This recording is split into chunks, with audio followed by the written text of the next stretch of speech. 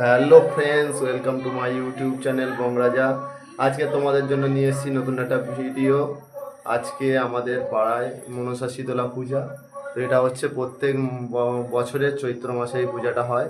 একটা মঙ্গলবার এখানে ঘট বসে, নাম সংকীর্তন হয় এক সপ্তাহ ধরে। তারপর লাস্ট মঙ্গলবার পরের সপ্তাহে হচ্ছে আমাদের পূজাটা হয়।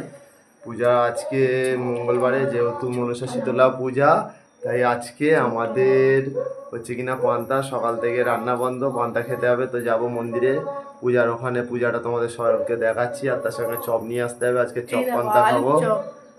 তার মধ্যে আমাদের হচ্ছে কিনা চোর চুপচাপ গিয়ে মন্দির ওখান থেকে চপ নিয়ে চলে এসে খাচ্ছে এখন।